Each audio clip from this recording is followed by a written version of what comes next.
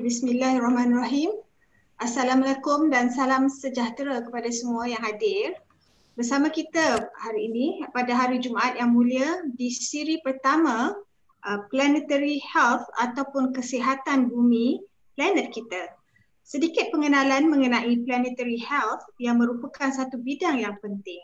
Ianya berkaitan dengan kepentingan keseimbangan ekosistem semula jadi dalam pencegahan penyakit, dan ianya juga menjurus kepada kemudaratan yang boleh berlaku akibat aktiviti manusia terhadap ekosistem semula jadi di planet kita ini. Bersama kita dua panelis yang hebat yang akan mengupas tajuk-tajuk yang sangat menarik. Kita mulakan dengan Prof. Madian Dr. Rosita Hood daripada Jabatan Kesihatan Masyarakat, Fakulti Perubatan UKM. Beliau merupakan pakar perubatan kesihatan awam dengan kepakaran kesihatan persekitaran, terutamanya impak perubahan iklim terhadap kesihatan. Beliau juga merupakan ketua projek bagi latihan pengurusan penyakit zoonosis dengan One Health Approach. Tanpa mengelengahkan masa, saya jemput Prof. Rosita dengan tajuk beliau, Haiwan dan Anda daripada Sudut Kesihatan Awam. Dipersilakan, Prof. Okay, terima kasih pengerusi. Assalamualaikum warahmatullahi wabarakatuh dan salam sejahtera.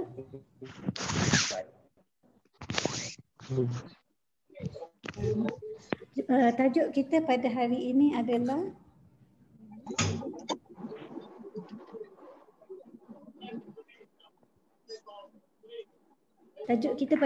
adalah haiwan dan anda dari sudut kesihatan awam.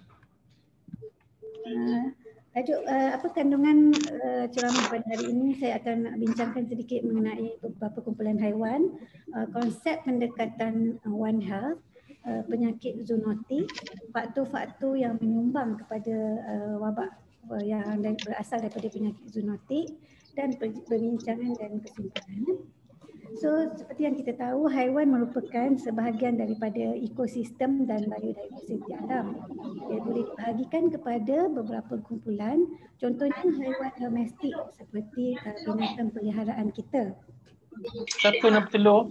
Kita boleh bahagikan kepada haiwan ternakan, di mana kumpulan haiwan ini merupakan sumber makanan dan sumber protein. Haiwan juga boleh dikatakan sebagai komoditi. Saya mohon untuk peserta sekiranya boleh silentkan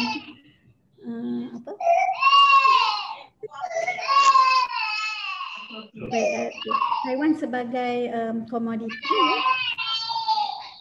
Haiwan juga boleh dikumpulkan jadi sebagai haiwan hidupan liar, di mana mereka ini tinggal di dalam ekosistem semula jadi.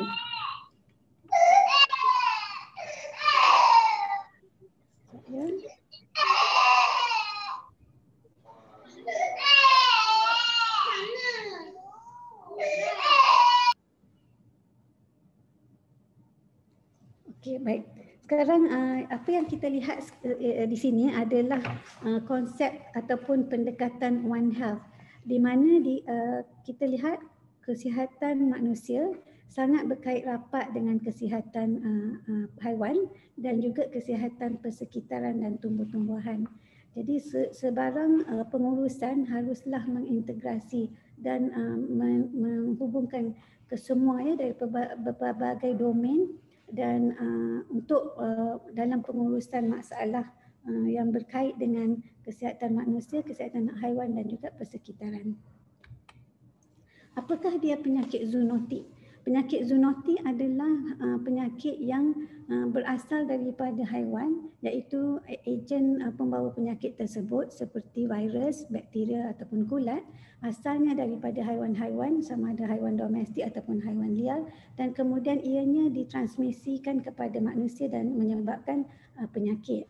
Dan transmisi ini boleh sama ada secara terus-menerus langsung ataupun melalui apa yang kita namakan sebagai vektor. Contohnya seperti nyamuk dan lain-lain serangga. jika dilihat daripada laporan daripada Pertubuhan Kesihatan bagi Kesihatan Haiwan Sedunia, 60% daripada penyakit berjangkit yang melibatkan manusia berasal daripada haiwan, dan sekurang-kurangnya 75% daripada penyakit yang kita gelarkan penyakit muncul semula ataupun emerging diseases, contohnya seperti Ebola, dia berasal daripada haiwan, mempunyai asal usul daripada haiwan. Dan juga kita lihat di sini 3 daripada 5 penyakit baru ataupun yang disebabkan oleh novel virus berasal daripada haiwan. Satu contoh yang terbaru adalah yang kita tengah hadapi sekarang, iaitu yang menyebabkan penyakit COVID-19 ini. Dan juga satu lagi 80% daripada ejen-ejen patogen atau penyebab penyakit yang boleh dijadikan sebagai bioterrorism juga didapati berasal daripada haiwan. Jika kita soroti daripada sejarah penyakit zoonotik di peringkat global, kita lihat di sini 1918 sejurus selepas peperangan dunia pertama, dunia telah dilanda oleh satu wabak besar yang digelar Spanish flu. Ketika itu Spanish flu ini menyebabkan penyakit kepada lebih kurang 1/3 daripada penduduk dunia di ketika itu, dan ia telah menyebabkan sehingga 100 juta kematian secara di peringkat global. Seterusnya, jika kita lihat di sini pada tahun 2003 kita telah menghadapi wabak SARS, Severe Acute Respiratory Syndrome, yang menyebabkan lebih 8,000 orang dijangkiti dengan 774 kematian. Tahun 2005 kita lihat berlakunya wabak avian flu yang disebabkan oleh virus H5N1.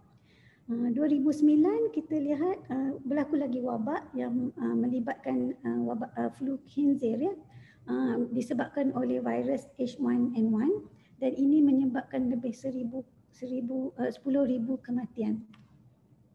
2012 pula di bahagian beberapa kawasan di bahagian Amerika telah mengalami wabak yang disebabkan oleh West Nile virus, lebih kurang 5,000 kes yang dijangkiti. Dan juga dan seterusnya sekejap. Okey, 2014 kita lihat wabak yang disebabkan oleh virus Ebola, wabak Ebola dengan kadar kematian yang agak tinggi, iaitu 70%. Sebenarnya Ebola ini bukanlah virus yang baru, tetapi ia muncul semula dan ketika itu dia tersebar dengan agak meluas di beberapa kawasan di Afrika. 2015 Middle East Respiratory Syndrome yang berlaku, wabak ini berlaku tercetus di beberapa negara di Arab, dan juga dia akibat kita punya pengangkutan udara, dia telah tersebar di negara-negara lain, dan wabak yang dilaporkan terbesar berlaku di Korea dengan 185 kes dengan 38 kematian. Jika kita lihat lagi 2019 hingga kini 2020, dunia sekali lagi menghadapi wabak, dan kali ini pada skala yang besar dan dikenali sebagai pandemik, disebabkan oleh satu virus yang baru yang kita telah kenal sekarang, iaitu virus SARS-CoV-2 yang menyebabkan penyakit COVID-19 ini, yang kita masih sedang dalam peringkat pengawalan dan menguruskannya. Faktor-faktor yang menyebabkan berlakunya zoonotik? Bila kita lihat tadi dari segi sejarahnya, dia berulang-ulang dan mungkin virus itu berbeza, tetapi dia akan berlaku, kita macam seolah-olah boleh menjangkakan. Jadi apakah faktor-faktornya? Satu faktor yang perlu dilihat dan difikir adalah faktor sosio persekitaran yang mempengaruhi kemunculan penyakit zoonotik ini. Jika kita lihat haiwan liar dijual di pasar-pasar basah di negara-negara di Asia, di China, Vietnam dan beberapa negara di Afrika. Jadi ada setengah masyarakat mereka memang mengamalkan memakan haiwan-haiwan liar, Jadi ini yang kita nampak. Jadi mungkin kita pada mereka yang menjadi kebiasaan, tetapi pada kita yang tidak biasa mungkin kelihatan pelik ya. Jadi pelbagai spesies haiwan liar ini dikurung ya untuk sementara menunggu untuk diproses. Dikurung dalam sangkar yang disusun secara bertingkat dan rapat, dan ini menyebabkan kontak yang rapat ini menyebabkan boleh berlakunya percampuran rembesan air liur, najis dan darah berlaku ya dalam keadaan sesak begini. Sebab sangkar-sangkar ini bercampur ya, spesies-spesies yang berbagai, spesies haiwan liar yang berbagai. Ini menyebabkan virus atau ejen penyebab penyakit dapat berpindah dari satu spesies haiwan kepada spesies haiwan yang lain, dan seterusnya jika berlakunya kontak yang rapat dengan manusia dari segi sentuhan ataupun manusia memakan daging haiwan tersebut, ini menyebabkan virus itu boleh berpindah daripada haiwan kepada manusia. Satu lagi faktor adalah perdagangan haram haiwan yang terancam ya. Contoh yang saya ambil di sini adalah jika tuan-tuan dan puan melihat di sini adalah pangolin ya, apa yang kita kenali sebagai haiwan ini, dan mereka ini ditangkap dan dibunuh dan dieksploitasikan secara besar-besaran kerana mereka sisik mereka yang sangat berharga ini. Sisik ini dipercayai oleh sesetengah masyarakat mempunyai khasiat perubatan yang tinggi ya. Jadi mereka dibunuh untuk mendapatkan sisik dan juga daging mereka juga dimakan. Faktor yang seterusnya adalah pemusnahan hutan, ekosistem semula jadi yang berlaku secara berleluasa. Kita lihat daripada perubahan landscape daripada hutan hujan ataupun hutan tropika yang asal yang kaya dengan biodiversity tetapi telah berubah menjadi padang ataupun yang seperti ini ya. Ini adalah laporan daripada Rockefeller Foundation ya, menunjukkan apa yang saya ingin bawa perhatian di sini adalah secara global pemusnahan hutan ya berlaku dengan mendadak meningkat daripada tahun 1800 hingga tahun 2000 sekarang lah sampai sekarang.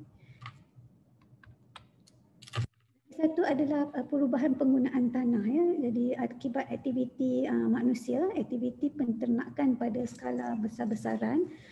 Jadi kalau dulu kawasan ini kita adalah hutan, tetapi sekarang didapati ianya hutan telah ditebang untuk memberi laluan untuk dijadikan padang untuk padang ragutan untuk haiwan-haiwan ternakan ya. Jadi apakah implikasi apabila berlakunya gangguan terhadap ekosistem semula jadi? Ia adalah salah satu adalah kehilangan habitat semula jadi bagi haiwan-haiwan liar ini. Jadi mereka tidak ada pilihan lain demi untuk mencari sumber makanan dan meneruskan kelangsungan hidup. Jadi mereka akan datang kepada tempat penempatan manusia ya, kepada kampung dan kawasan-kawasan di mana manusia ada, kerana di situlah adanya makanan. Pada satu ketika dahulu terdapat kecoh ya di satu kawasan di kampung di Terengganu, di mana beberapa ekor harimau telah dilihat berkeliaran di atas jalan raya. Jadi ini adalah disebabkan oleh berlakunya gangguan habitat terhadap haiwan tersebut. Begitu juga dengan orang utan dan juga gajah yang didapati datang kepada tempat pelupusan sampah untuk mencari makanan. Yang gambar yang di bawah sekali ni mungkin kita biasa lihat di bandar pun ada ya. Kadang-kadang bila habitat asal mereka hutan, walaupun hutan yang agak kecil, tapi mereka akan kehilangan tempat sumber makanan mereka dan mereka akan datang kepada penempatan manusia. Keadaan ini sebenarnya bukan sahaja membahayakan kita manusia sebab kontak rapat ini, tetapi juga sebenarnya membahayakan haiwan-haiwan ini juga. Kerana kalau sekiranya mereka memakan makanan yang bukan makanan asal mereka ya, contohnya macam di sini mungkin akan memakan plastik yang akan mengakibatkan sumbatan kepada sistem penghadaman ya. Dan juga mungkin bila mereka terdedah sebegini, mereka mungkin terdedah kepada sisa-sisa toksik yang terdapat di tempat perlukusan sampah. Jadi bahaya kepada kesihatan mereka juga. Saya ingin membawa perhatian tuan-tuan dan puan-puan kepada beberapa penyakit yang mengakibatkan wabak di seluruh dunia, dan jika kita lihat ke belakang, ia sebenarnya berasal daripada haiwan, puncanya daripada haiwan. Salah satu contoh ialah HIV, Human Immunodeficiency Virus, yang membawa kepada wabak epidemik AIDS.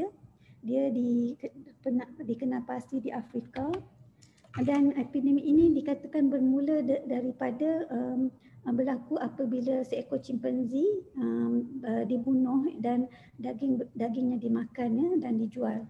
Jadi biasanya HIV ini dia wujud secara semula jadi di dalam primates macam chimpanzee ataupun kera, monyet dan juga jenis-jenis primate lah. Jadi apabila berlakunya kontak yang rapat antara mereka dan manusia, di situlah berlakunya transmisi virus tersebut.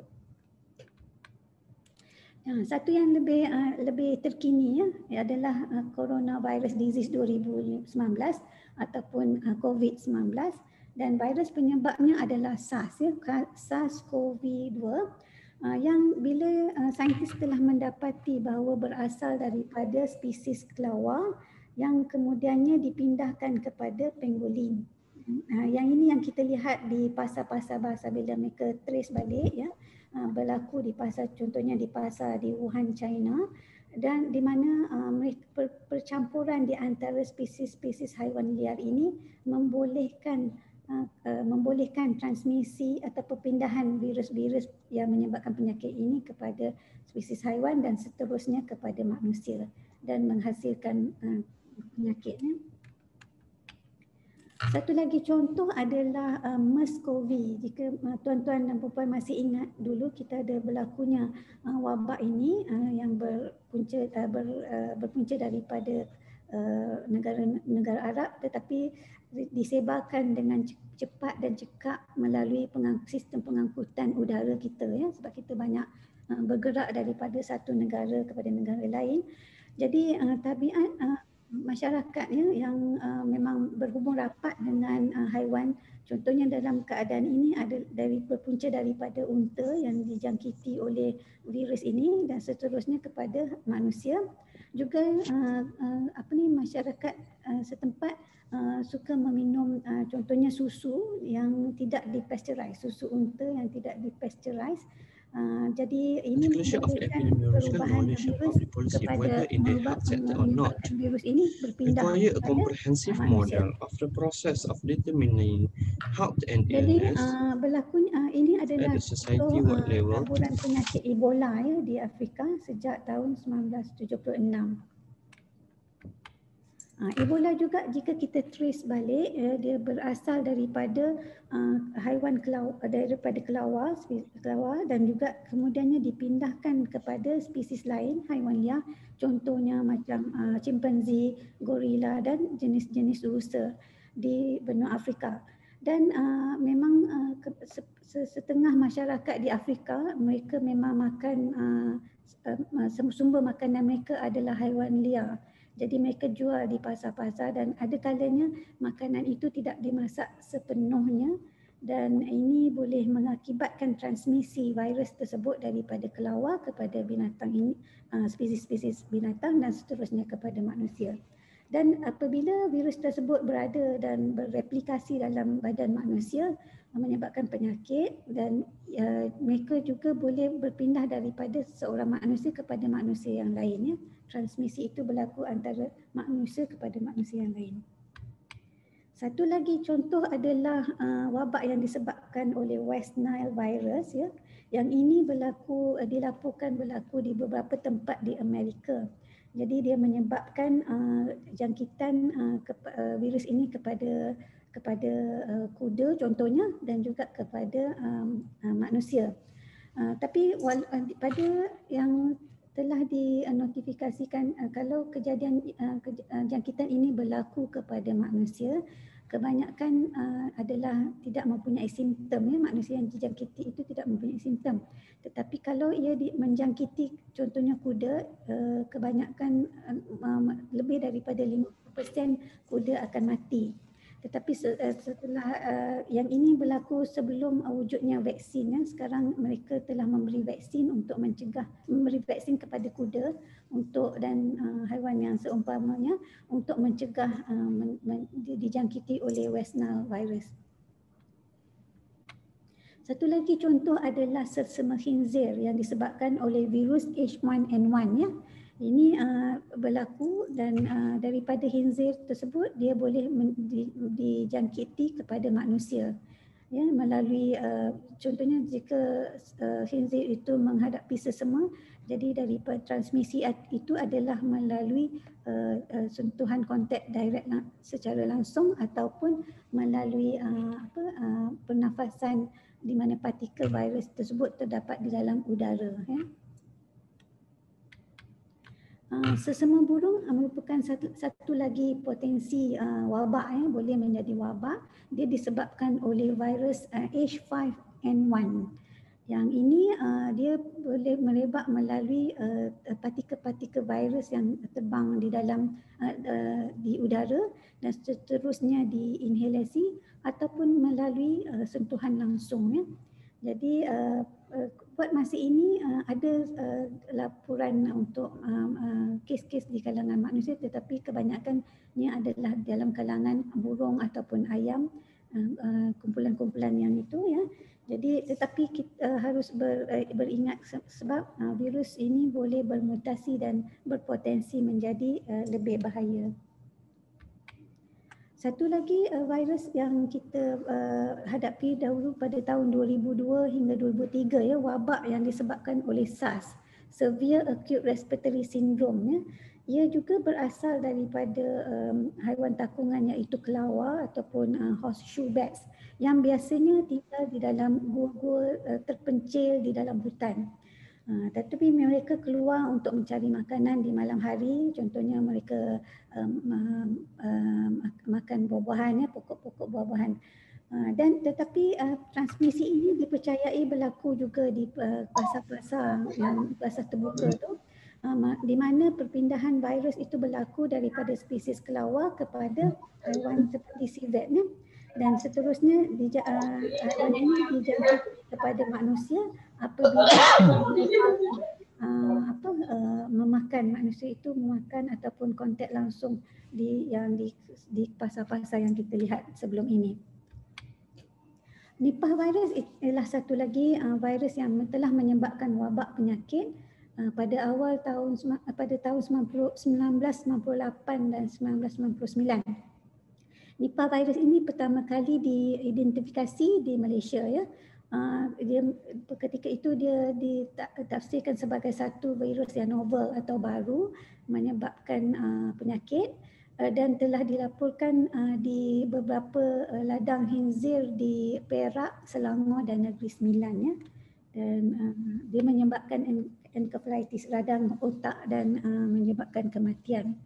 Tetapi kalau kita lihat tadi dia berpunca daripada kelawar dan kelawar ini mempunyai zon terbang ya, bukan sahaja di Malaysia tapi ke beberapa negara Asia Tenggara seperti Indonesia, dan juga zon terbang kelawar, spesies kelawar ini termasuklah ke Bangladesh, Pakistan dan India.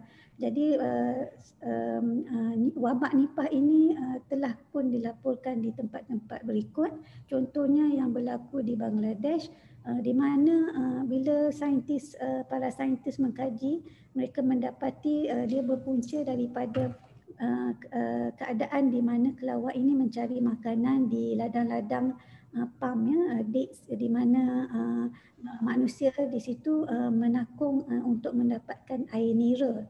Jadi di malam hari kelawar ini akan makan ataupun minum di tempat takungan nira tadi, dan di situlah berlakunya kontaminasi ya. Jadi mungkin daripada rembesan air liur ataupun najis yang masuk ke dalam nira tersebut, dan kemudiannya keesokan harinya dimakan, diminum ataupun diambil secara langsung oleh manusia. Jadi ini adalah jalan di mana virus daripada kelawar itu ditransmitkan kepada manusia.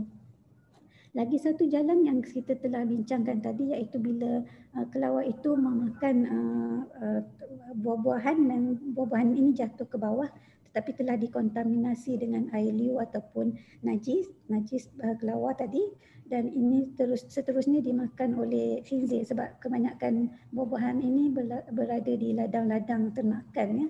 Jadi seterusnya virus itu ditransmit pula kepada khinzir, dan seterusnya apabila orang manusia memakan khinzir tersebut boleh dipindahkan kepada manusia.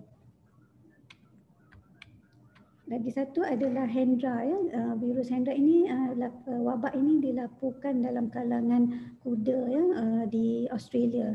Juga mekanismenya serupa yang telah kita bincangkan apabila virus itu daripada kelawar dan boleh ditransmit kepada haiwan-haiwan ternakan. Okey, yang ini kita bincang mengenai rabies. Malaysia diumumkan sebagai negara bebas rabies sejak tahun 1999 dan tetapi ia muncul semula ya dinotifikasi pada Julai 2017.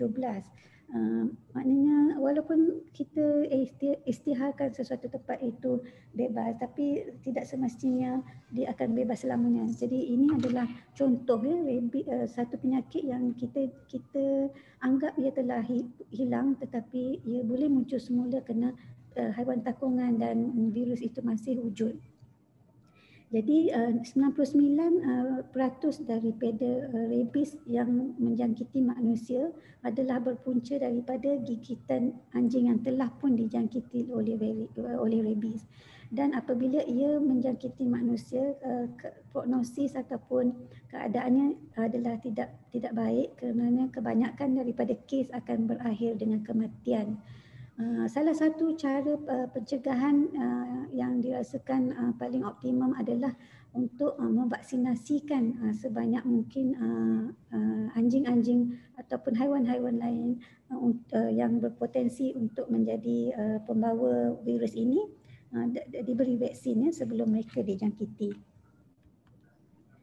Leptospirosis juga merupakan wabak, merupakan isu kesihatan awam yang sering kita dengar dan ia berpunca daripada kencing tikus ya, disebabkan oleh penyakit ini disebabkan oleh satu bakteria yang dinamakan Leptospira, dan ianya wujud boleh tinggal di dalam haiwan seperti tikus ya, tupai dan sebagainya, dan dia disebarkan melalui di dalam urin ataupun kencing itu dan boleh mengkontaminasikan kawasan rekreasi berair ataupun tanah ya. Dan ini boleh apabila manusia terdedah dia boleh dijangkiti dengan virus ini. Jadi kita lihat telah banyak wabak-wabak yang berlaku ya, berulang-ulang sepanjang beberapa dekad yang lalu ya. Jadi tibalah masa untuk kita bertindak. Kita bukan hanya menunggu ya untuk wabak berlaku demi wabak berlaku. Jadi masa untuk bertindak kita haruslah menghentikan pemerdagangan hidupan liar dan juga memakan hidupan liar sebagai sumber makanan ya, sebab kita telah lihat bagaimana virus yang tinggal dalam haiwan-haiwan ini boleh ditransmisikan dan menyebabkan penyakit yang bahaya kepada manusia. Dan kalau kita lihat ke atas lagi ya, ke puncanya, kepada puncanya mengapa kita terdedah kepada haiwan-haiwan yang membawa virus bahaya ini adalah disebabkan mereka pemusnahan alam sekitar dan ekosistem asal mereka ya, habitat asal mereka telah dimusnahkan, maka mereka tidak ada pilihan tetapi datang berhampiran dengan penempatan manusia untuk mencari makanan. Jadi jika kita boleh hentikan pathway ataupun laluan yang kita lihat sebelum ini, maka lebih mungkin kita usaha untuk menghentikan wabak pandemik ini akan menjadi lebih berkesan. Selain daripada usaha-usaha yang sedang dijalankan dari segi yang pelbagai yang kita lihat kerajaan dan kerajaan-kerajaan di dunia lain telah mengusahakan, tapi kita harus lihat juga kepada puncanya, punca asalnya. Jadi sebagai kesimpulan, pendekatan One Health tadi yang saya tunjuk tadi frameworknya perlu diimplementasikan ya, dari sebagai sektor perlu memainkan peranan. Contohnya para pemimpin negara yang terlibat perlu menutup dan menghentikan penjualan dan memakan hidupan liar dan mengimplementasikan polisi dan memperkuatkuasakan undang-undang bagi mengawal ya, memelihara dan mengekalkan kesihatan ekosistem, melindungi hutan-hutan agar kekal terpelihara, agar haiwan-haiwan liar itu dan boleh hidup dan juga mengekalkan biodiversity ya. Dan secara jangka panjang untuk kita semua mengamalkan konsep ekonomi rendah karbon demi kesihatan planet bumi lah. Jadi izinkan saya akhiri dengan kata-kata yang disebut oleh Sir David Attenborough, seorang penyelidik dan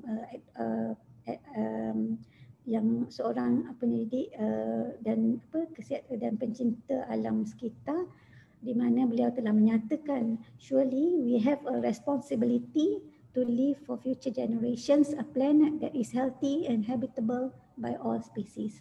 Terima kasih. Terima kasih Prof. Rosita. Jadi kita dapat lihat betapa rapatnya hubung kait penyakit dengan haiwan, terutamanya dengan kewujudan virus atau patogen baru yang menjurus kepada wabak seperti pandemik yang sedang kita hadapi. Kita teruskan dengan panel yang kedua. Sebelum itu peserta boleh nyatakan sebarang persoalan di chat ya. Saya perkenalkan Prof. Madya Dr. Ahmad Faris daripada Lestari UKM, merupakan seorang penyelidik yang tersohor terutamanya dalam bidang pengurusan sisa, metabolisme bandar, daya huni bandar dan pembangunan ekosistem industri bagi aspek kajian dasar dan sistem pengurusan. Saya jemput Prof. Faris dengan tajuk beliau membina bandar berdaya huni di Malaysia dari konsep kepada praktis. Dipersilakan Prof. Terima kasih Prof. Madya Dr. Nur Fazila Ahmad. Saya ucap terima kasih kepada Jabatan Kesihatan Masyarakat Fakulti Perubatan UKM kerana sudi menjemput saya untuk berkongsi ilmu petang ini. Petang ini saya akan membentangkan satu perkara yang sangat penting kepada negara dan juga dunia, terutama dalam konteks keadaan sekarang. Ya, kita sedang melalui satu proses menghadapi pandemik COVID-19 yang juga telah mengganggu daya huni manusia sekarang ini. Okey, dalam konteks perbandaran di Malaysia, apa yang saya nak bawa ialah proses perbandaran di Malaysia sebenarnya bermula, boleh dikatakan ada 4 fasa utama. Fasa pertama, kita bermula daripada Kerajaan Negeri Melaka sampailah ke satu proses di mana ia dilangsungkan dalam keadaan yang kecil, tetapi ada proses pertemuan antara masyarakat tempatan dan masyarakat terpaksa. Kemudian apabila kerajaan British mengambil alih pemerintahan Malaysia, Semenanjung Malaysia terutamanya, ini adalah fasa kedua di mana sudah mula memperkenalkan aktiviti-aktiviti ekonomi yang membuka kawasan-kawasan baru dan juga menggalakkan proses perbandaran.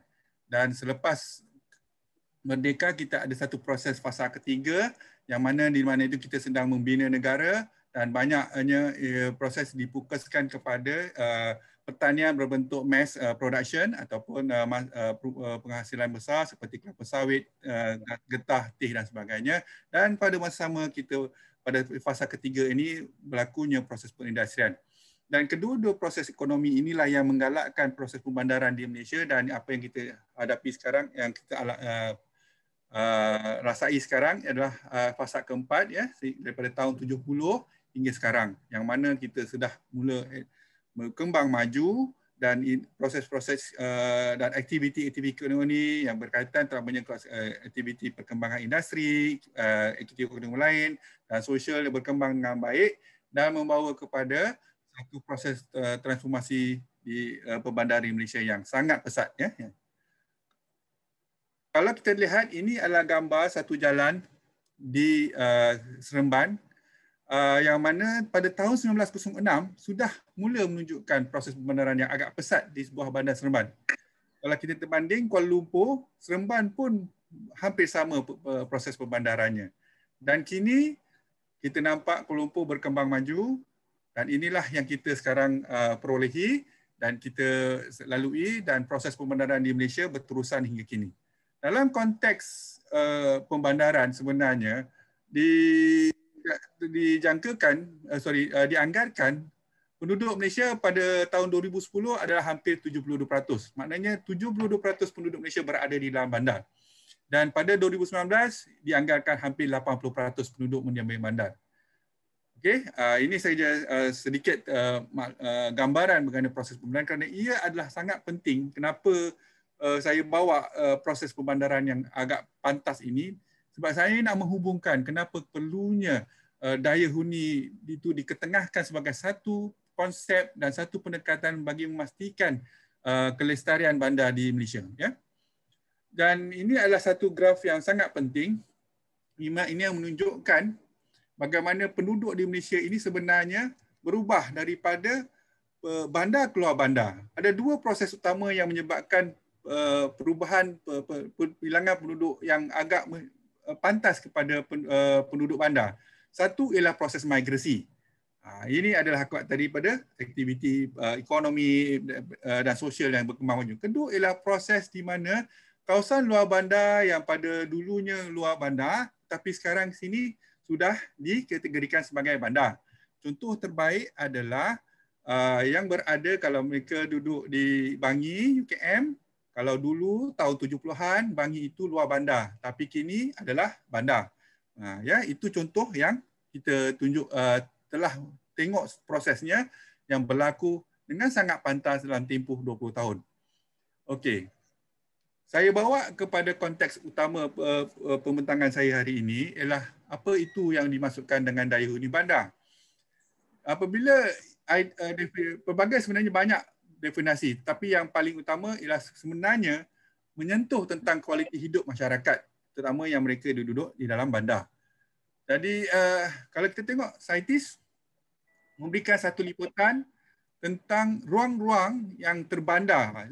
Bila saya kata ruang-ruang terbandar ini termasuk yang dah bandar tapi akan menjadi bandar, memancarkan, memberi dan memancar kebudaya serta pelbagai peningkatan kemurnian dan kesucian hidup di kawasan pembandaran. Prinsip-prinsip asas Mengkuh Tema ini termasuk dah ada equity-nya, ada kesesampaiannya, ada keriangan dia, ada penyertaan dan pemberdayaan. Ini dalam kita rujuk kepada sumber-sumber asas ya untuk hidup di dalam bandar. Dan Palach memberi ke definisi penekanan terhadap unsur-unsur pembandaran yang boleh melindungi dan diperbaharui bagi kelangsungan hidup warga bandar. Halweg 1977 bahawa bandar berdaya huni memberikan satu keadaan kehidupan di pembandaran yang sihat, mudah dalam membeliti dalaman kawasan pembandaran dan juga di kawasan lain di luar bandar. Bandar berdaya huni itu merupakan bandar untuk semua warga, tak ada pilihan yang lain yang menariknya, menjadikan pembandaran yang menarik, selamat untuk semua umur dan warga dan kemampuan sosioekonomi dan fizikal seorang. Dalam konteks itu, Vinhoven menunjukkan bahawa daya huni itu adalah menunjukkan keupayaan untuk hidup dalam satu habitat. Jadi, kualiti hidup itu adalah merujuk kepada kualiti hidup untuk negara. Dan tahap ini adalah untuk menyediakan atau memperolehi dan bagi keperluan masyarakat yang ada di dalam bandar dan juga menunjuk kepada keupayaannya. Ini adalah perkataan-perkataan yang digunakan ya seperti merujuk kepada definisi daya huni. Selalunya kalau kita type ya jangan risau, livability itu tak ada error, itu betul ya. Ini English language ya. Jerman Lebensqualität, Sweden dan Malaysia kita gunakan perkataan daya huni. Okey. Sebenarnya daya huni ini dimulakan sebagai konsep. Ya, konsep untuk menuka dunia kehidupan warga bandar meninjau jauh ke dalam sanubari penduduk. Dia merujuk kepada keupayaan ekosistem bandar tentang cita rasa, ya, minat, kesukaan, pilihan tempat kediaman selaras dengan kemampuan peribadi ia santai, maknanya mudah membina kawan seharian, ada elemen masyarakatnya, ada elemen akses kepada keperluan-keperluan asasnya dan juga bagi kesenangan hidup dan meningkatkan kualiti hidupnya. Dalam konteks daya huni ini, kita tengok adalah ia mengganding jalinkan dua perkataan itu, daya dan huni, yang bermakna keupayaan, berarti menghampiri pengataan di sebalik ini ialah upaya untuk hidup. Daya untuk hidup, daya untuk tinggal. Itulah yang dimaksudkan. Jadi perkataan daya tadi beri pengertian tentang kekuatan, tenaga, upayaan kudrat dan kemampuan untuk menjalankan atau melakukan tindakan. Manakala huni merujuk kepada pengertian tinggal tetap dalam satu tempoh atau jangka masa yang lama. Dan huni juga merujuk kepada mendiami atau menduduki suatu tempat. Maknanya daya huni juga merujuk kepada keadaan untuk mengawasi, menjaga atau tinggal di satu tempat atau kediaman. Perkara utama yang ditekankan dalam wacana daya huni adalah aspek kualiti hidup sebenarnya. Dan inilah dalam konteks urbanisme baru. Tapi bila kita tunjuk urbanisme baru ni bukanlah satu yang baru, sebenarnya ia telah bermula tahun 60-an lagi. Dan dia beri perhatian kepada kehidupan warga bandar. Sama ada bandar itu boleh memenuhi tuntutan asas kehidupannya dari segi fizikal maupun sifat kemanusiaannya.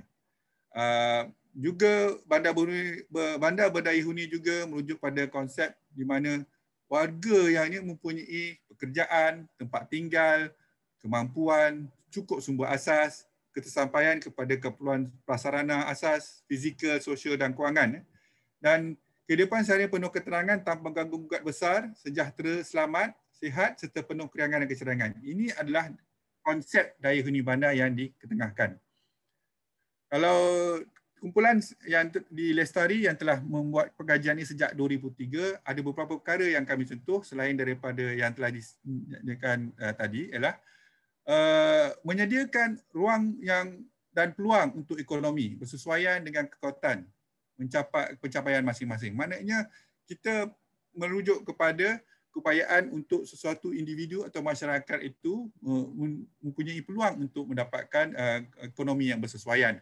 Juga ruang-ruang untuk meningkatkan taraf sosial dan juga mempunyai alam sekitar yang terurus, bersih dan mempunyai mampu memberikan perkhidmatan ekosistem dengan baik. Daya huni bandar itu sebenarnya adalah dalam konteks kebolehan dan keupayaan warga bandar merelasikan potensi kehidupan diri dalam konsep persekitaran yang wujud, bertunjangkan kepada pengetahuan setempat. Jadi dalam konteks itu, keupayaan ekosistem tempat adalah sangat penting untuk daya huni bandar sebuah kawasan. Ini adalah beberapa contoh buku penerbitan yang telah dilaksanakan oleh Lestari dalam konteks daya huni bandar. Daya huni bandar juga boleh diletakkan sebagai wawasan, sama ada untuk sebuah negara atau sebuah negeri, sebuah wilayah atau organisasi. Contohnya seperti slogan yang digunakan untuk bandar Vancouver, Livable Vancouver, dan juga bandar Melbourne, Livable Melbourne. Ataupun ada beberapa dokumentasi seperti Low Carbon City menengahkan daya huni sebagai wawasan. Dan ada juga bandar-bandar menggunakan daya huni bandar ini sebagai ideologi politik, seperti liberty rights dan juga daya huni dan urbanism bandar. Ini yang dikatakan pada awal-awal pada tahun awal-awal kurun ke-20, Dan ada juga sekarang ini daya huni bandar telah digunakan sebagai ukuran penarafan, Dan ia berdasarkan kepada dimensi daya huni. Contohnya dimensi fizikal, sosial, ekonomi, kelangsungan budaya, antara generasi dan juga dalam untuk menaraf daya huni bandar ini ada banyak tools yang digunakan dan selalunya yang mereka gunakan adalah ecological footprint, metabolisme bandar, mengukur tentang proses-proses bandar. Sebenarnya banyak indikator yang digunakan dalam konteks ini. Dalam untuk ukuran penarafan daya huni bandar ini ada banyak sistem. Nanti saya tunjukkan salah satu sistem yang agak terkini yang telah digunakan untuk penarafan daya huni bandar di dunia. Dan penarafan ini selalunya diukur dalam bentuk indeks. Contoh yang saya bawa ialah dipanggil Global Livability Index. Yang ini telah diperkenalkan oleh The Economist Intelligence Unit, salah satu majalah ekonomi yang tersohor di dunia, di mana Economist Intelligence Unit telah menggunakan 5 kategori utama dalam mereka menilai daya huni sebuah bandar itu di dunia. Kategori ini yang digunakan ialah stability, dalam keamanan, kerentanan sebuah negara, kemudian perkhidmatan kesihatan. Jadi apa yang Dr. Rosita cakap tadi memang ada sebahagian daripada konteks daya huni bandar. Kemudian budaya dan alam sekitar, pendidikan dan infrastruktur yang ada di dalam sebuah bandar. Untuk itu, ini adalah senarai bandar-bandar yang telah ditarafkan pada tahun 2014. Dalam konteks ini, pada 2014, 10 bandar terbaik yang dikatakan berdaya huni, yang pertama adalah Melbourne pada 2014. Dan kalau kita tengok negara yang daya huni bandarnya tinggi, Australia, Canada, New Zealand. Tetapi pada 2019, negara Asia masuk ke dalam top 10. Utamanya Jepun, Osaka dan Tokyo. Kuala Lumpur juga dinilai, tetapi ranking kedudukan kita agak tidak baik, tapi markah agak baik. Kuala Lumpur lebih kurang 74 dia punya indeks pencapaian markahnya. Okey.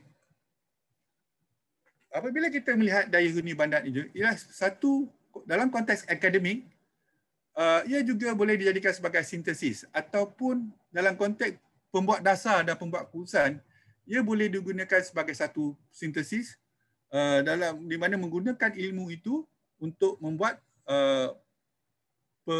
perancangan masa hadapan, dan ia boleh dalam konteks untuk membantu pembuat dasar menyediakan dasar-dasar baru dan juga menyediakan perancangan dan strategi untuk membawa negara ke arah kelestarian di masa hadapan.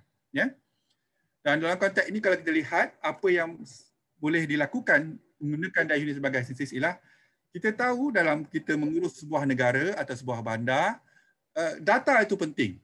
Data itu perlu dijadikan sebagai asas kepada maklumat dan maklumat ini perlu diterjemahkan dalam pengetahuan.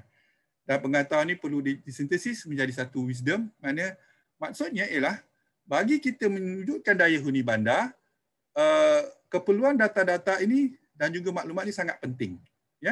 Sebab kita boleh membuat keputusan dalam konteks untuk mencapai daya huni bandar itu. Bagi konteks yang lebih umum, untuk menentukan tahap keberdayahunian bandar itu, ada 3 perkara yang perlu diberi perhatian.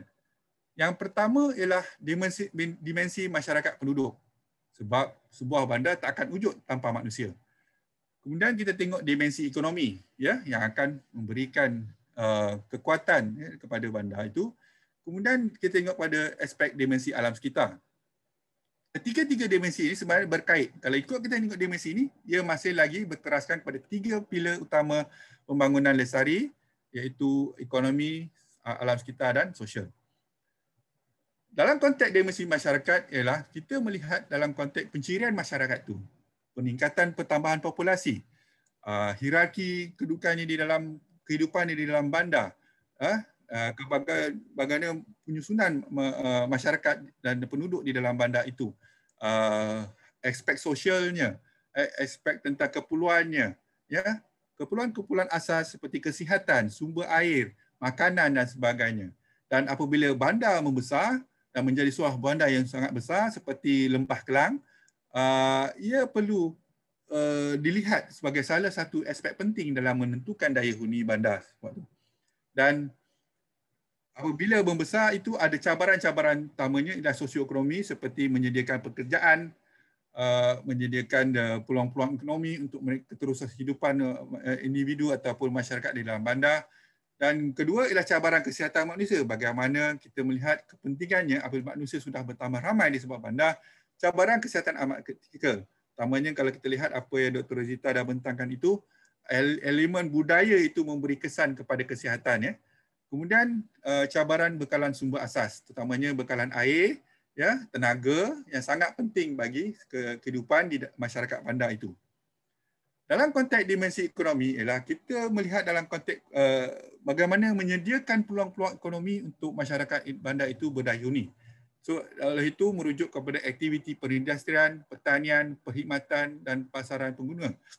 Kalau kita tengok secara umumnya, dari pengalaman saya dan rakan-rakan di Lestari membuat kajian bandar, tidak ada bandar di dalam Malaysia ini terutamanya yang mempunyai keupayaan untuk menyediakan makanan sendiri.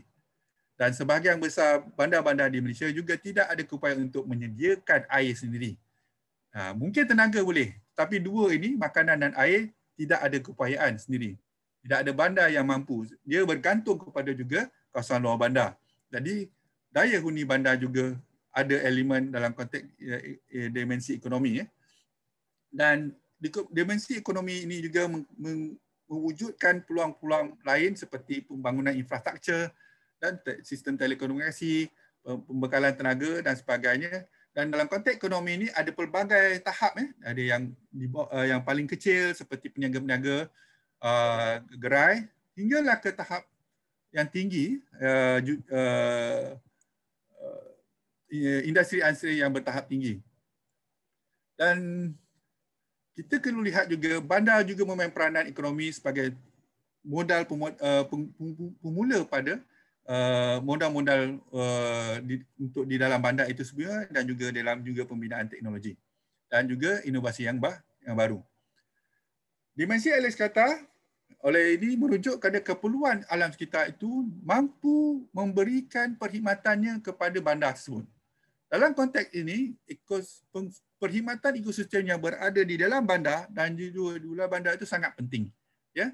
Dan proses pembandaran bandar itu sepatutnya perlu diberi perhatian, tidak memberi kesan kepada fungsi ekosistem yang akan membekalkan fungsi perkhidmatan, terutamanya dalam konteks pembekalan air bersih, udara bersih, dan juga sistem untuk penyerapan bagi proses-proses penghasilan sisa oleh aktiviti manusia. Jadi sumber asli selain daripada perkhidmatan sebagai air tadi, juga penting dalam konteks menyediakan bekalan makanan.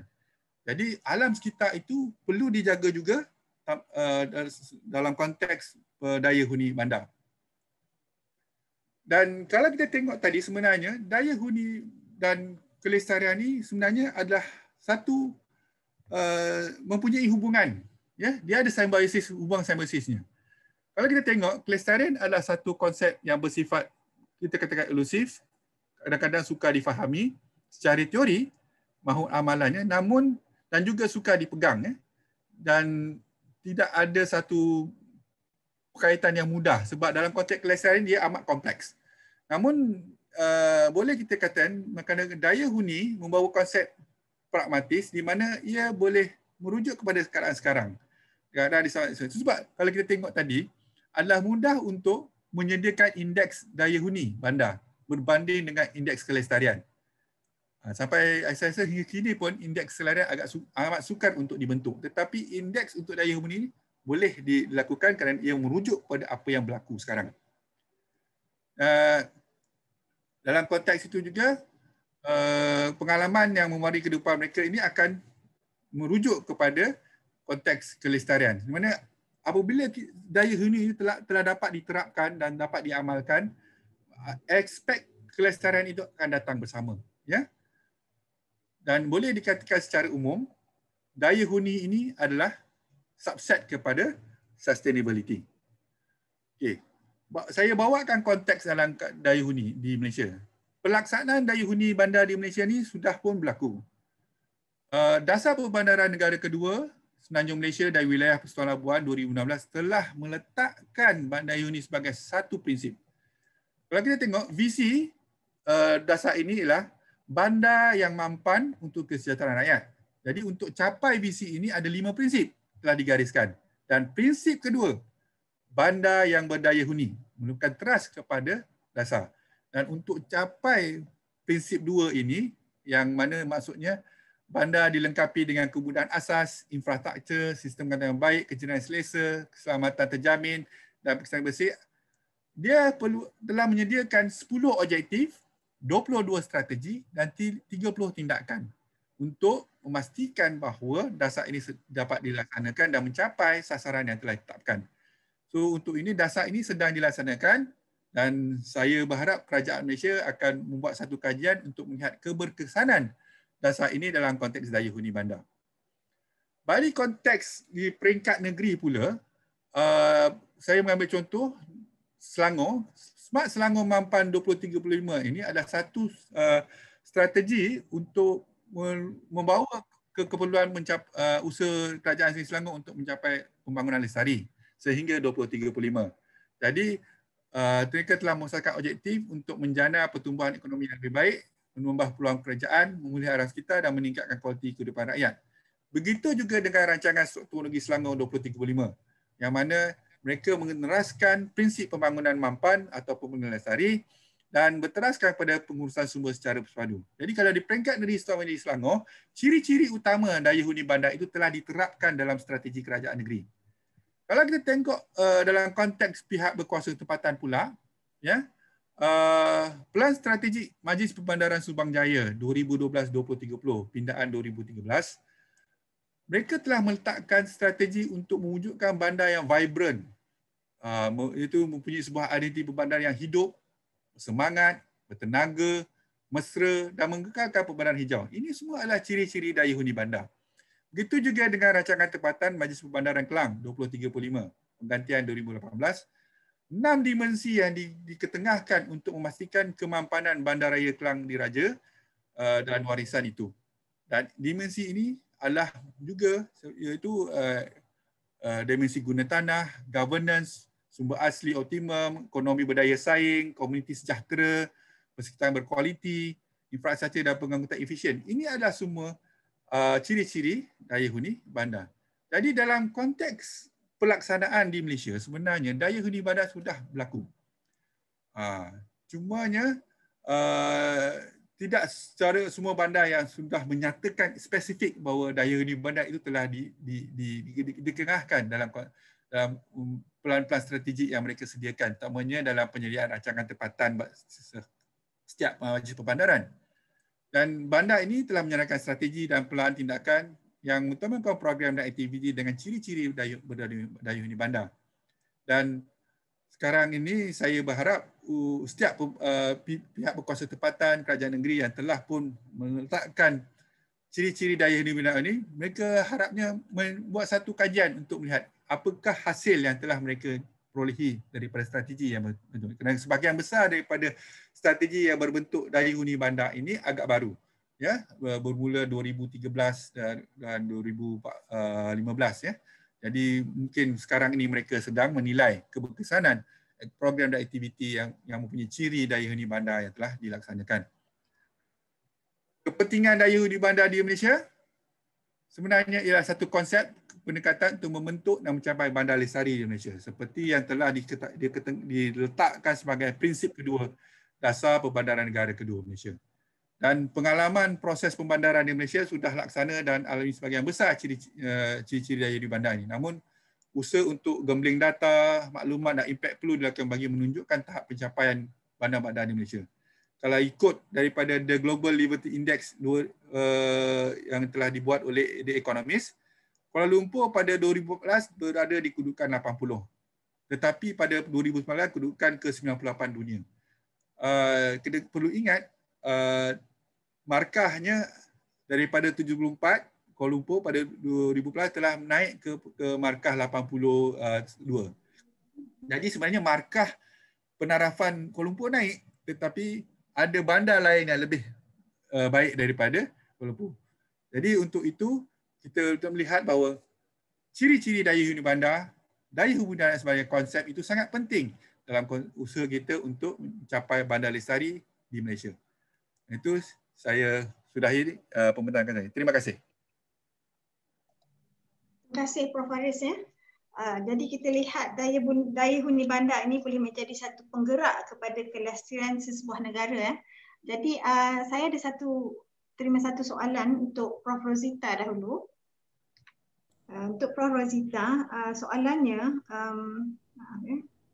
Okey, bagaimanakah masyarakat boleh memainkan peranan terhadap penyakit yang berhubung kait dengan haiwan ini? Silakan Prof. Okay. Terima kasih Puan Pengerusi dan terima kasih kepada yang bertanya. Jadi setelah kita lihat perbincangan kita tadi yang Prof. Madya Dr. Faris bincang dan yang telah saya bentangkan, saya rasa kita bermula daripada rumah lah, mungkin daripada unit keluarga. Kita ambil yang simple sekali. Jadi maknanya mungkin kita boleh mendidik anak-anak kita ya, as simple as untuk tidak membuang sampah ya, untuk menjaga kesihatan persekitaran kita. Dan juga ni di peringkat maknanya daripada unit keluarga lah yang saya nampak di peringkat masyarakat. Jadi yang kalau kita tengok memang yang utama adalah kebersihan persekitaran. Dan kadang-kadang kita punya perangai ataupun tabiat ni susah diubah kalau kita sudah dewasa. Jadi mungkin sebagai ibu, sebagai bapa dan abang, adik semua tu, kita boleh mendidik generasi-generasi baru dan juga kita juga amalkan sendiri kebersihan. Jadi kita tidak membuang sampah sebab kebanyakan macam penyakit ni dia berpunca daripada persekitaran. Di samping itu kita juga mungkin kalau kita mungkin sesiapa yang terlibat dalam permintaan untuk yang macam saya tunjuk tadi, permintaan untuk haiwan liar semua tu kan, yang itu dari peringkat dari segi mungkin ekonomi, sebab bila ada permintaan jadi yang mereka yang terlibat dalam pemerdagangan haram haiwan-haiwan itu mereka akan ada inisiatif lah untuk terlibat kan. Tetapi jika tidak ada permintaan maka aktiviti itu mungkin boleh dikekang dengan lebih berkesan. Yang saya sentuh dalam slide tadi lebih kepada policy makers dan pihak berkuasa. Tapi macam terima kasih kepada yang bertanya itulah, kepada kita untuk masyarakat kita cuba amalkan kebersihan persekitaran, itu yang utama. Terima kasih. Okay, terima kasih Prof. Rosita kerana kita kesuntukan masa. Ada satu soalannya untuk Prof. Ahmad Faris ya. Soalannya oleh kerana daya huni bandar ini banyak melihat kepada aspek kualiti hidup dan banyak strategi dijalankan oleh atau dirancang di peringkat negeri, peringkat negara dan sebagainya. Bagaimana pula peranan masyarakat atau komuniti itu sendiri untuk menyokong konsep daya huni bandar ini? Silakan Prof. Terima kasih atas soalan tersebut. Peranan individu dan masyarakat itu sangat penting dalam kita mencapai daya huni sebuah bandar. Betul, dasar negara, dasar negeri itu sebenarnya sebagai satu pentas untuk membolehkan setiap individu itu memainkan peranan.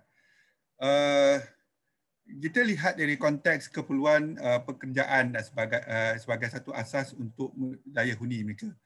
Dan masyarakat perlu dan individu itu perlu kreatif dalam konteks memperolehi ruang ekonomi dan persekitarannya yang baik.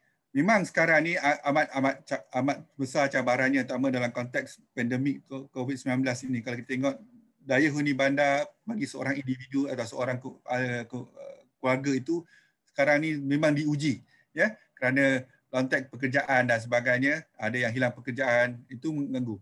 So, peranan masyarakat itu boleh juga dilihat dalam konteks untuk memastikan pencemaran alam sekitar itu tidak berterusan ya.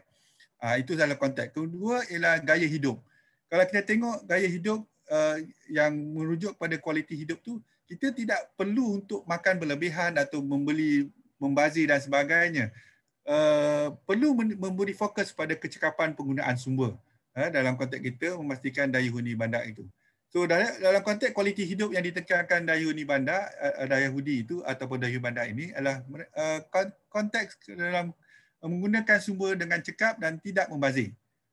Ataupun kita kata sustainable consumption itu sebagai satu konsep yang boleh dibawa dalam konteks peranan individu. Sebenarnya peranan individu itu sangat luas ya, dan dia sangat kompleks. Tapi yang penting individu perlu melihat dalam peranan dia untuk memastikan tidak merosakkan alam sekitar itu satu perkara. Kedua, dalam konteks sosial, menyediakan ruang untuk yang selamat, mesra dengan hubungan dengan rakan-rakan dan jiran-jiran sebagainya, itu adalah sebahagian daripada konteks daya huni bandar. Sebenarnya peranan individu dalam konteks untuk daya huni sangat kompleks. Kita boleh secara ringkasnya boleh lihat dalam konteks ekonomi, sosial, kesihatan, alam sekitar, dan juga dalam konteks dalam berkongsi penggunaan sumber. Yang itu secara umum lah. Terima kasih Dr. Fazilah. Okay, terima kasih Prof. Satu lagi soalan untuk Prof. Razita pula isu haiwan dulunya tinggal di hutan, namun kesan modernisasi menyebabkan habitat terganggu. Adakah kita pada masa akan datang terpaksa cuba menyesuaikan diri dengan persekitaran baru dan dengan persekitaran baru yang haiwannya terjejas ekosistemnya? Silakan Prof. Razita. Terima kasih pada Muhammad Zul Amin kerana bertanya. Soalan tu susah juga nak jawab tu kan. Sebab kalau keadaan berterusan sebagaimana yang kita tengok keadaan sekarang ni, maka kita terpaksa menyesuaikan diri kan. Tetapi saya rasa itu mungkin bukan solusi yang terbaik lah. Sebab sepatutnya kita lihat sesuatu masalah tu, pada pendapat saya lah, kita lihat sesuatu masalah itu pada puncanya. Jadi macam kalau kita nak accommodate diri kita ni kepada menyesuaikan tu macam dah kita tak ada choice, tak ada pilihan. Tetapi kepada pendapat saya sekarang ni kita masih boleh bertindak, sebab perubahan-perubahan yang berlaku tu dia bukan irreversible lagi. Jadi tapi kita harus memberhentikanlah kelakuan-kelakuan atau aktiviti-aktiviti yang menjejaskan ekosistem, dan juga ada gerakan-gerakan yang merehabilitasi balik hutan-hutan ni. Ada negara-negara tetapi dia punya momentum tu tidak cukup strong, tidak kuatlah dan ni. Jadi pada saya lah, daripada kita memang mungkin kalau tak ada pilihan lain, mungkin kita kena adjust kepada cara hidup yang di mana kita terdedah pada haiwan-haiwan tersebut. Tapi ada solusi yang lebih baik yang saya rasa kita boleh ambil. Yang ini apa ya? Okey, saya rasa itu jawapan saya untuk Encik Zul lah. Ya, terima kasih. Satu soalan untuk Prof. Haris ya.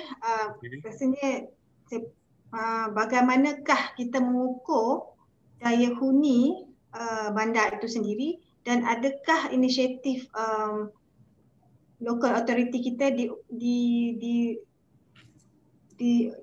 diakses oleh badan-badan yang lain seperti NGO? Dalam konteks Malaysia belum ada lagi. Tetapi di peringkat dunia seperti saya tunjuk tadi, ada beberapa lah program dan aktiviti yang telah dilaksanakan. Contohnya yang saya tunjuk tadi oleh majalah Economist. Dia ada 5 program konteks saya di peringkat dunia yang telah membuat. Tapi konteks Malaysia belum ada lagi. Sebenarnya pada tahun 2005 hingga 2010 ada program oleh Jabatan Alam Sekitar dalam konteks anugerah Bandar Lestari, anugerah alam sekitar. Tetapi penganugerahan ini lebih kepada konteks alam sekitar. Kemudian Jabatan Perancang Bandar dan Desa pun juga ada membuat pertandingan lah antara pihak berkuasa tempatan melihat dalam konteks kepemanan mereka. Dan beberapa indikator telah pun digunakan sebagai asas untuk penarafan. Tapi saya tak pasti sama ada program oleh JPPD ini masih berterusan atau tidak, dan program Bandar Lestari Anugerah Alam Sekitar oleh pihak Jabatan Alam Sekitar itu juga telah tamat pada tahun 2010 dan kini tidak ada lagi program yang berbentuk mana penarafan sebuah bandar itu dilakukan dalam konteks daya huni bandar. Itu sebab saya tengok dalam konteks prinsip 2 dasar perbandaran kedua tu tiada kalau saya tak silap tidak ada sistem penarafan dilaksanakan di peringkat kerajaan. Namun begitu, sebab oleh kerana kerajaan Malaysia ni agak terbuka, setiap bandar di Malaysia dibenarkan untuk masuk pertandingan di peringkat antarabangsa. Tidak ada masalah. Jadi mereka tidak, sebab indikator atau indikator yang digunakan untuk penarafan itu sebahagian besarnya mampu untuk mereka laksanakan. Itu sebab kalau kita tengok sebenarnya bandar seperti Shah Alam pun pernah dicalonkan untuk bandar hijau di peringkat ASEAN. Yang mana ciri-ciri bandar hijau itu juga sebagainya adalah ciri-ciri daya huni bandar. Yang ini saya difahamkan Shah Alam telah dicalonkan untuk bandar hijau ASEAN pada tahun 2016. Dan sebenarnya tetapi soalan tentang peringkat nasional tu tidak ada sekarang. Tapi sebelum ni ada. Dia bergantung kepada keperluan. Dan saya nampak sebenarnya pihak berkuasa tempatan memang akan pergi ke arah penarafan sebab bagi mereka itu adalah cara mereka nak tunjuk kepada masyarakat mereka telah melakukan sesuatu yang baik. Ya. Kalau tengok Bandar Lestari Anugerah Alam Sekitar, penerima pertama adalah Majlis Peradaban Kuantan, Dewan Bandaraya Kuching Utara, ya, pernah juga Shah Alam, ya, itu adalah antara bandar yang pernah menerima. Di BKU juga sudah, di Dewan Bandaraya Kuching Utara juga telah menerima anugerah Bandar Lestari di peringkat ASEAN. Jadi maknanya kalau dibuat juga nanti penarafan di peringkat kebangsaan, sebenarnya pihak Berkuasa Tempatan Malaysia bersedia sekarang. Itu jawapan saya, Puan Dr. Terima kasih Prof. Okay, soalan yang terakhir untuk petang ni, jika kita lihat penularan COVID-19 bermula pada pasar menjual haiwan di China. Jadi apakah pendapat ahli akademik UKM terhadap pengurusan dan kebersihan pasar borong kita, dan adakah potensi untuk melihat pada satu polisi baru terhadap pengurusan pasar-pasar ini? Silakan Prof. Haris. Dalam konteks kebersihan ni di pasar-pasar di Malaysia ialah kita tengok budaya kita. Dia bukan saja di Malaysia, ya, di mana-mana bandar-bandar di ASEAN, ya, budaya kebersihan ni ada yang bagus, ada yang tak bagus, bergantung kepada masyarakat yang tinggal di situ. Kalau di Malaysia ni saya cakap terus terang dah, ada bandar sangat bersih. Contohnya kalau kita pergi ke Miri, ya, pasar-pasar besar mereka bersih. Tetapi ada tu kita tengok memang tak bersih. Jadi ia bergantung pada masyarakat yang berniaga di situ. Jadi tahap kebersihan tu mesti dijaga sebab bukan setakat pandemik COVID-19-nya. Penyakit lain pun boleh disebar kalau kita berada di tempat yang kotor. Jadi di situ sikap masyarakat yang berniaga di situ dan yang membeli di situ perlu bersama-sama pastikan ruang-ruang di pasar itu bersih, ya. Sebab kebersihan itu ada asas kepada untuk kesihatan dan juga daya huni bandar tadi. Sebenarnya apa yang Dr. Rizita bentang adalah sebahagian kecil daripada keperluan untuk capai daya huni bandar. Kalau kita tengok sebenarnya COVID-19 ni, dia penularannya banyak berlaku di bandar. Kalau sekarang, data sekarang, yang merah, zon merah, semuanya bandar. Ada tak yang kampung tu pasalnya, kalau ikut daripada pelaporan hari-hari, transmisi dari bandar ke kampung. Dan contoh semalam 11 kematian, kalau tak silap saya, ada kena-mengena dengan transmisi daripada orang bandar pergi kampung. Jadi mak bapak yang meninggal dunia umur 70-an tu terdedah kepada anak-anak yang balik daripada bandar. Walaupun saya cakap dia tak ada bukti, tapi kita nampak ada trend itu. Sebab apabila sebab dia Kementerian Kesihatan amat fokus supaya tidak ada lagi pergerakan orang bandar ke luar bandar dalam tempoh sekarang. Sebab kalau kita tengok pandemik COVID-19 yang berlaku di Malaysia, dia banyak proses tu berlaku di bandar. Sebab kita terdedah dengan pelbagai perkara, bukan setakat juga makanan dan sebagainya. Ya? Mungkin Dr. Rizita ada tambahan dalam konteks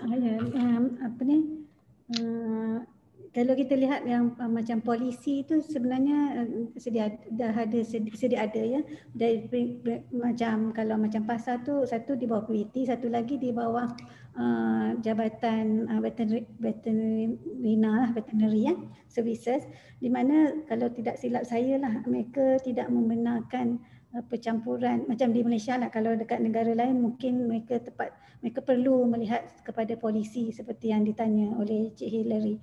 Tetapi kalau di Malaysia ni dia ada SOP, ya, garis panduan di mana nak deal dengan abattoir ataupun pasar basah ni ya. Jadi maknanya daging yang binatang yang hidup, kalau kita tengok sekarang pun dia kena ada menjaga SOP lah, percampuran semua tu ya, kebersihan lah. Basically semacam Prof Ali sebut, kebersihan. Tapi yang jadi isu di peringkat antarabangsa itulah sebab negara-negara tertentu tu dia memang berlakunya keadaan ini secara berleluasa dan tidak dipantau. Mungkin tidak ada SOP ataupun ada tetapi tidak diimplementasi. Saya tak pasti, tapi terdapat suara-suara lah akibat dari pandemik ini, suara-suara daripada World Health Pertubuhan Kesihatan Sedunia dan juga Pertubuhan Kesihatan Haiwan yang menggesa kepada kerajaan-kerajaan yang terlibat itu dan policy makers untuk mengharamkan dan menghentikan aktiviti-aktiviti yang boleh memberi risiko kepada kita. Ya, itu saja. Terima kasih. Okay, terima kasih kepada kedua-dua panel kita, kupasan yang sangat menarik untuk hari ini ya. Kita telah sampai ke penghujung webinar siri pertama ini. Terima kasih kepada semua yang menyertai. Jadi dengan itu saya tangguhkan webinar Planetary Health ini dengan ucapan Assalamualaikum dan selamat sejahtera. Have a nice weekend everyone. Thank you. Terima kasih. Assalamualaikum.